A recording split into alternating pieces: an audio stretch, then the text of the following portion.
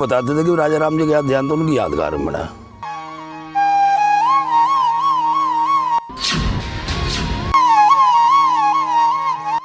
भरतपुरिया राजा का कोई दौरा हुआ था और रात को यहाँ विश्राम किया था और उस यादगार में ये छतरी बनवाई गई थी।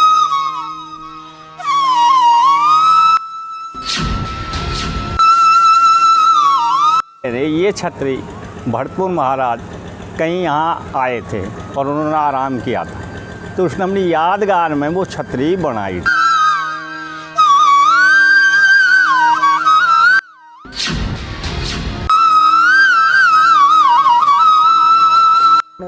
हाँ, एक उनका परिवार में अब भी मौजूद है कुआं, एक कुआं बनवाया, उसका नाम से राजा रामवाड़ी आज भी बोलते हैं।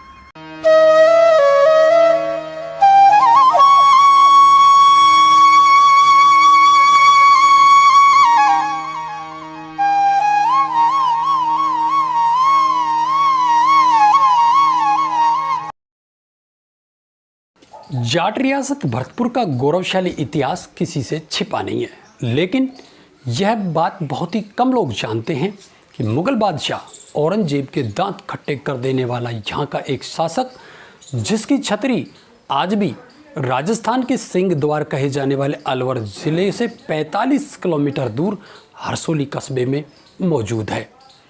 वर्षों से ये छतरी स्थानीय लोगों में एक चर्चा का विषय रही है। आखिर भरतपुर के एक शासक की समाधि और उस पर छतरी यहाँ क्यों बनी? आखिर भरतपुर का सिनसिनी नरेश हरसोली क्यों आया? यह एक बड़ा सवाल है।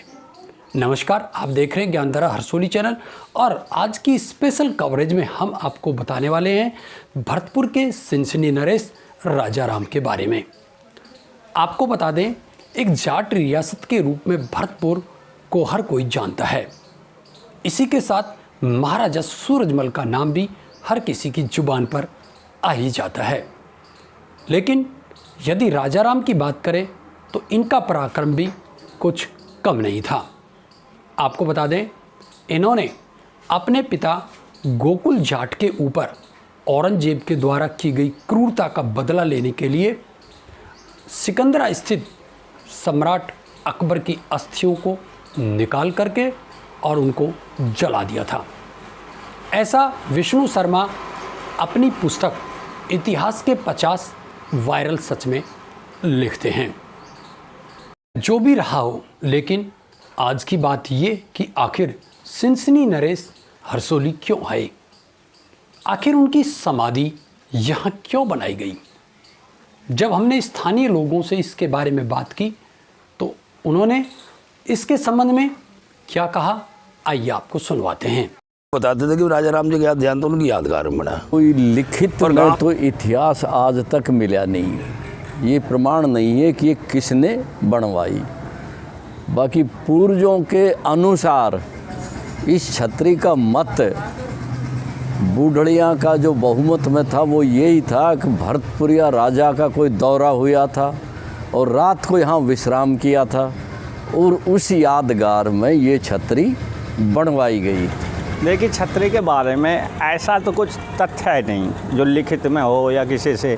जो बुजुर्ग कहते आए हैं वो ये कह रहे ये छतरी भरतपुर महाराज कहीं यहाँ आए थे और उन्होंने आराम किया था, तो उसने अपनी यादगार में वो छतरी बनाई थी। आपको बता दें, आखिर ये बात चर्चा का विषय उस समय बनी जब अंतर्राष्ट्रीय कवि और इतिहासकार श्री बलबीर सिंह करुण हरसोली कस्बे के दौरे पर आए तो उन्होंने स्थानीय लोगों को बताया कि हरसोली रेलवे स्टेशन के पश्चिम में श्री संतदास जी के मंदिर के सामने जो छतरी बनी हुई है वो भरतपुर राजवंश से संबंधित है।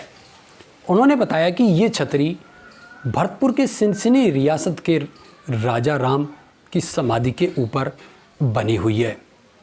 श्री बलबीर सिंह करुण के मुताबिक बगथरिया वर्चस्व के युद्ध के दौरान शेखावत और चौहानों में जब युद्ध हुआ तो राजा राम ने चौहानों का इस युद्ध में साथ दिया और इस युद्ध में विजय भी चौहानों की हुई। आपको बता दें, तात्कालिक बगथरिया के अंतर्गत उस समय तिजारा, किशनगढ़ बास, कोट कासिम और मुंडावर की तहसीलें आती थी। विजय के उपरांत जब राजा राम वापस लौट रहे थे तो वो विश्राम करने के लिए यहाँ रुके थे। यहीं पर पेड़ के नीचे एक सैनिक ने उनको गोली मार दी, जिसकी वजह से उनकी मृत्यु हो गई और उनकी समाधि पर, उनकी यादगार में, उनकी स्मृति में यहाँ इस गुंबदनुमा छतरी का निर्माण किया गया। स्थानीय लोगों से जब हमने इसके बारे में पूछा तो इस संबंध में उनकी राय क्या थी, ये भी आपको सुनवाते हैं। जी उनका ना, इनका राजा राम जी का जी। ऐसा बताते हैं जी बुजुर्ग ना, कि बुजुर्गों में बैठे हम खेती बाड़ी का काम करते हैं तो ऐसा बुजुर्ग बताते थे कि राजा राम जी का ध्यान तो उनकी यादगार में बना। देखो साहब, पूर्वजों की भी हो सकती है। देखो साहब, हमारे गांव पूर्वज भी साहब होते आए जाटों में, ऐसी कोई बात नहीं थी। देखो साहब, कोई इतिहास तो साहब लिखा हुआ तो है नहीं जिसका कहीं कागज के पन्ने पर देखो साहब हमने पढ़ा नहीं है जी। और जो हम आपको कहते हैं कि राजा राम जी की बनी हुई है, नहीं है जी। इतिहास में भी यदि हम इसके प्रमाण की बात करें तो विष्णु शर्मा इतिहास के 50 वायरल सच अपनी पुस्तक में लिखते हैं कि बगथरिया युद्ध के उपरांत वापस लौटते समय राजा राम की मृत्यु एक वृक्ष के नीचे सैनिक के गोली मार देने से हुई। इस संबंध में विष्णु शर्मा लिखते हैं कि बगथरिया युद्ध में भाग लेना राजा राम की एक भूल थी, क्योंकि औरंगजेब इसी मौके की तलाश में था और उन्होंने मौके का फ़ायदा उठा करके एक सैनिक को बगथरिया छद्मवेश में भेजा और उसी सैनिक ने मौका पा करके पेड़ के नीचे विश्राम कर रहे राजा राम को गोली मारी थी। इससे साबित होता है कि इतिहास में कोई न कोई साक्ष्य और प्रमाण जरूर हैं। इस संबंध में विष्णु शर्मा लिखते हैं कि वो दिन 14 जुलाई 1688 ईस्वी संवत का था, जैसा कि अंतर्राष्ट्रीय श्री कवि बलबीर सिंह कर्ण के द्वारा भी बताया गया। वहीं दूसरी तरफ आपको बता दें, स्थानीय लोगों का कुछ अलग मत भी निकलकर सामने आया। कुछ लोगों ने बताया कि तात्कालिक समय में यह कस्बा 5 पट्टियों में विभक्त था। उनमें से एक पट्टी का नाम भगवान पोता भी था। स्थानीय लोगों के मुताबिक इसी भगवान पोता पट्टी के किसी पूर्वज की स्मृति में इस गुंबदनुमा छतरी का निर्माण कराया गया। आइए इस संबंध में भी स्थानीय लोगों का मत क्या है आपको सुनवाते हैं।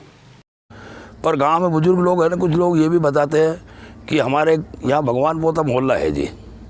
हमारे गांव में 7-8 पट्टियाँ हैं, उसमें भगवान पोता मोहल्ला भी है जी। उसमें किसी बुजुर्ग थे, हमारे दादा परदादा। गांव का भी छोटा ही था, आज तो काफ़ी बड़ा गांव हो गया। तो हमारे बुजुर्ग थे, उनकी यादगार में बनवाई साहब उन्होंने। 2 तरह का मत आता है जी। देखो साहब, इसमें ना लोगों का ये भी मत था कि ये छतरी गांव में भाई भगवान पोता में एक भगवान हुआ है साहब, हो सके उसने बनवाई हो। यहाँ तक भी सुना है। देखो साहब, हमारे गांव पूर्वज भी साहब होते आए जाटों में, ऐसी कोई बात नहीं थी। देखो साहब, कोई इतिहास तो साहब लिखा हुआ तो है नहीं जिसका कहीं कागज के पन्ने पर देखो साहब हमने पढ़ा नहीं है जी। और जो हम आपको कहते हैं कि राजा राम जी की बनी हुई है, नहीं है जी। तो या इनकी बनी हुई, तो हमारे गांव में जैसे बुजुर्ग कहते हैं इनका कुआं भी है कि यहाँ जो भगवान पोता मोहल्ले की पट्टी है ना, इसके साथ में छोटी छतरी और छतरी है। इस कुएं का नाम छतरी रख रखा है छतरी की वजह से। एक बड़ी छतरी तो हमारे मोहल्ले वालों की है, छोटी छतरी बताते हैं पूर्वजों से, उनके पूर्वजों की थी। आपके मोहल्ले का नाम? हमारे मोहल्ले ढाणी मोहल्ले के एक कुआं है ना, उसका नाम छतरी पड़ा हुआ है, छतरी के आधार से ना। एक छोटे कुआं हो रहे वहीं, दोनों लगभग ये 100 गज की दूरी पर ही है दोनों। उसमें आजकल संदाजी बाबा के मोटर वगैरह लगी हुई है जी उसमें ना। इसी के साथ आपको बता दें, इस छतरी के संबंध में एक तीसरा मत और निकल के सामने आया और इस मत में राजा राम नाम की जो छतरी है उसका संबंध भरतपुर से ना बता करके भगवान पोता पट्टी के किसी पूर्वज के बारे में ही बताया गया। आपको बता दें, राजा राम जो कि भगवान पोता पट्टी का पूर्वज था, वो भरतपुर रियासत के अंतर्गत सेना में सैनिक के रूप में कार्य करता था। उनके वहाँ पर एक युद्ध में शहीद हो जाने के बाद में उनके 5 पुत्रों ने उनकी स्मृति में इस छतरी का निर्माण कराया। बाकायदा अपने प्रमाण के रूप में उन्होंने उनके 5 पुत्रों का नाम भी गिरवाया। इसी के साथ आपको बता दें, राजाराम नाम के व्यक्ति ने अपने क्षेत्र में हरसोली कस्बे के अंतर्गत एक कुएं का निर्माण भी करवाया, जिसको आज भी राजाराम वाली कहते हैं। तो ये जो छतरी है संतदास जी के, ये किसने बनवाई, आप जानते हो तो? ये बनवाई राजाराम के 5 लड़के थे, उन्होंने बनवाई। राजाराम कौन था ये? भगवान पोतों का था, जो मतलब परिवार, और उनके 5 लड़के थे, उन्होंने बनवाई। और महाराजा सूरजमल की सेना में सेनापति था, वो वहाँ मारा गया। उसकी यादगार के लिए उन्होंने अपने एक छतरी और एक कुआं, उसके 5 बेटों ने, क्या नाम था? नेता खूबी, बहराम, प्राणो और फूसो। ये 5 बेटे थे। हाँ, किसके बेटे थे? राजाराम के। तो उनकी याद में ये छतरी और कुआं, छतरी और कुआं दोनों उन्होंने बनवाया ना। हाँ, एक उनका परिवार में अब भी मौजूद है कुआं, एक कुआं बनवाया, उसका नाम से राजाराम वाली आज भी बोलते हैं। संतदास जी की छतरी हमारे पूर्वज भगवान पोताओं के पूर्वज राजाराम जी थे। उनने महाराजा सूरजमल की सेना में सेनापति थे और दिल्ली की लड़ाई के अंदर वो एक्सपायर हो जाते हैं। वो उनकी देह को लेकर के यहाँ दफनाया गया संतदास जी की छतरी के। इसके पास छतरी और कुआं उनके 5 बेटों ने बनवाया था। इसका राजाराम जी का प्रमाण ये भी है कि भगवान पोता मोहल्ला में राजाराम के द्वारा टेवा किया हुआ राजाराम वाली नाम की से कुआं भी है। बाकायदा इसी के प्रमाण में इन लोगों ने बताया कि उनके पूर्वज इसके संबंध में ऐतिहासिक जानकारी जागों से लेकर आए थे। जागे एक ऐसे व्यक्ति होते थे जो किसी ग्राम विशेष का ऐतिहासिक कालक्रम अनुसार पूरा रिकॉर्ड रखते थे। इस संबंध में भी इन लोगों के इस दृढ़ मत को आपको सुनवाते हैं। का प्रमाण हमारे बड़े भाई साहब ताराचंद जी जागों के पास से उसका प्रमाण लेके गए थे। जागे वो होते हैं जो पूरे गांव का पीढ़ी दर पीढ़ी इतिहास रखते हैं। इसी के साथ आपको बता दें, स्थानीय लोगों के मुताबिक श्री संतदास जी के धूना और इस छतरी का निर्माण एक ही समय में होना बताया गया है। इसके तर्क के रूप में उनके द्वारा बताया गया कि श्री संतदास जी के धूने और इस छतरी की जो ऊंचाई है वो एक समान है। ऐसा हो सकता है कि तात्कालिक परिस्थितियों को देखते हुए इन दोनों की जो ऊंचाई है वो एक समान स्तर से रख करके आरतब शुरू की गई है। इस संबंध में भी इन लोगों का क्या तर्क रहा, आइए आपको सुनवाते हैं। अनुमान देखो, बाबा का धूना और छतरी लगभग एक साथ की बनी हुई है साहब। देखो, ये छतरी पहले बहुत ऊंची थी साहब रास्ते से, अब तो रास्ता ब्लॉक होता आया, ऊपर होता आया, ऊपर होता आया। और इसके अंदर साहब पुराने साहब रंगों से, जैसे अपने किलो वगैरह में रंग नहीं होते, नीले पीले हरे पक्के वाले, जो हाथ से लोडी सलाब टच बीस के बनाए जाते थे, उनकी कयासी सुंदर सुंदर बनी हुई थी साहब इसके अंदर ना। पहले हमने खूब बच्चे थे, हम खेलते थे, यहाँ बच्चे थे ना तब, तो तब से साहब इसको देखा जी, बहुत सुंदर थी छतरी है। बुजुर्गों की ये साहब ऐसा बताते जाते लोग गाँव में ना। जबकि एक अन्य मत में इस छतरी को श्री संतदास जी के मंदिर से काफ़ी पुराना होना भी बताया गया है। उनके मुताबिक श्री संतदास जी के मंदिर से कई वर्षों पूर्व इस छतरी का निर्माण हो चुका था। इसकी भित्ति चित्रों और कलाकृतियों के बारे में भी बताया गया कि इसके ऊपर काफ़ी सुंदर कलाकृतियाँ और भित्ति चित्रों का निर्माण किया हुआ था। वो तात्कालिक लिपि के अंतर्गत लिपिबद्ध होने से उनको आज भी पढ़ना बेहद मुश्किल है। साहब हमारे हिसाब से तो यो छतरी ज़्यादा पुरानी है।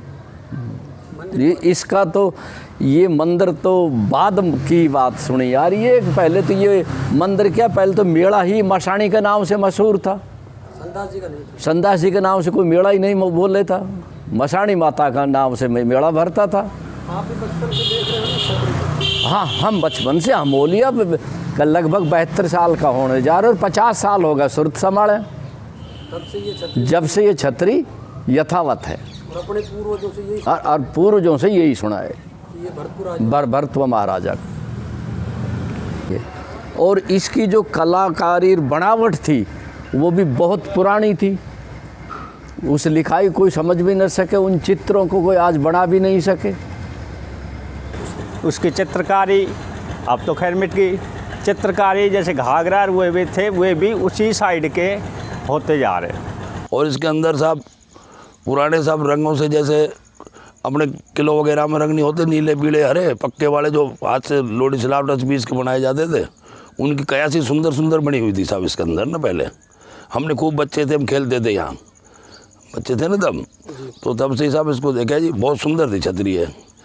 बुजुर्गों की साहब ऐसा बताते जाते लोग गाँव में ना। हरसोली ग्राम के इतिहास के बारे में भी हमें कुछ लोगों ने बताया। उनके मुताबिक प्रारंभ में हरसोली, जो आज एक जाट बाहुल्य कस्बा है, इसमें प्रारंभ में ब्राह्मणों का कब्जा था।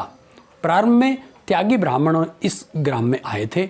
उनके बाद में काफ़ी लंबे समय तक ढूसर नाम की जाति ने भी इस गांव पर राज किया। इसके बाद में जाट इस गांव में बसे, जो आज तक मौजूद है। इस संबंध में भी जो हमें स्थानीय लोगों ने बताया, आइए आपको सुनवाते हैं। देखो, जो पूर्वजों से हमने हरसोली का इतिहास सुना है, वो ये बताते हैं कि ये हरसोली पहले मुसलमानों का कस्बा रहा है, उसके बाद त्यागी ब्राह्मणों का इस पर कब्जा रहा है, और उसके बाद भार्गव यानी ढूसर शब्द बोलते थे गांव वाले, उनका कब्जा रहा है। अब इस ढूसरों से ये हरसोली जाटों के आने के लिए भगवान एक होते थे, भगवान पोता पट्टी का नाम से वो मशहूर हैं। उन्होंने दिल्ली बादशाह के यहाँ केस डाला बताया, जैसे पूर्व कहते आए हैं, और उस केस में भगवान ने विजय ली है, और उसके बाद ये हरसोली जाटों के खातेदारी आई, जाटों का नाम से फिर ये हरसोली मशहूर रही है। तो दोस्तों, आज की स्पेशल कवरेज में हमने आपको बताया भरतपुर रियासत के एक सिपे सितारे राजा राम के बारे में, जिसकी छतरी आज भी सिंह द्वार अलवर के कस्बा हरसोली में मौजूद है। साथियों, कवरेज कैसी लगी इसके बारे में हमें कमेंट करके ज़रूर बताइएगा। आगे आपसे फिर मिलते हैं किसी एक और इसी प्रकार की रोचक जानकारी के साथ में। तब तक नमस्कार।